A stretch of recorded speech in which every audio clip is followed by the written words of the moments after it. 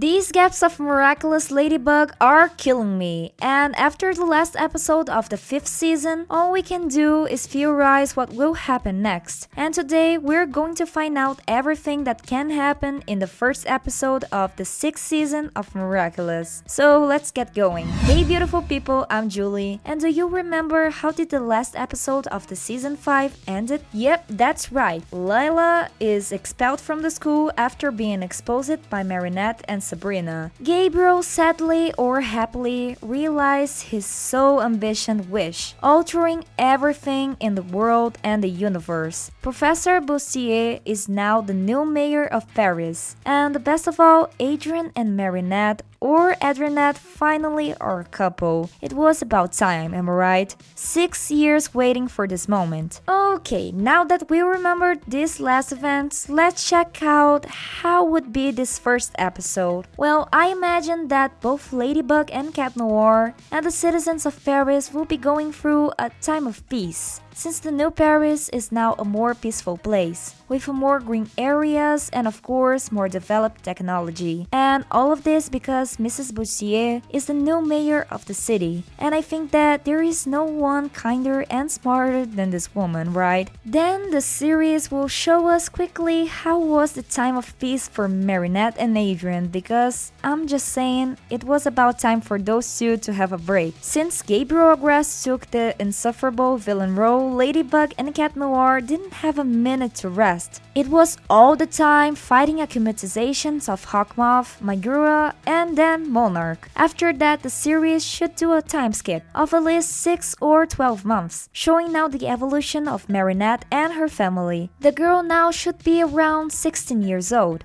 almost a young adult. At this point, Marinette should be doing some summer job that involves the fashion world, so she can earn a bit more experience in sewing before she really dive into fashion world. But this is a minor change to someone who saved Paris numerous times, right? And do you remember the image of Marinette in the balcony of her house with a new suit, sleeping with what seems to be a book on her face? To me, that is the moment that the girl will rest after creating many super complicated pieces during her internship. We would also see the evolution of Adrien, from his new design to his new personality, which will not be so retracted and depressed like when he lived with his boring dad. Now more mature, he would be able to make his own decisions, with no one interfering. And let's not forget Emily, that according to the information that we have, Adrien is now living with his mom. That isn't dead anymore because of the absolute wish that Gabriel made. But is it really his mom? Comment down below what do you think of the woman that is sat next to Natalie. If it was really Emily or Emily, Felix's aunt. Let's discuss it because this mystery will last until the releasing of season 6. But now let's go to what really matters. What the hell was Lila doing all this time? Did she leave the town, went back to home for one of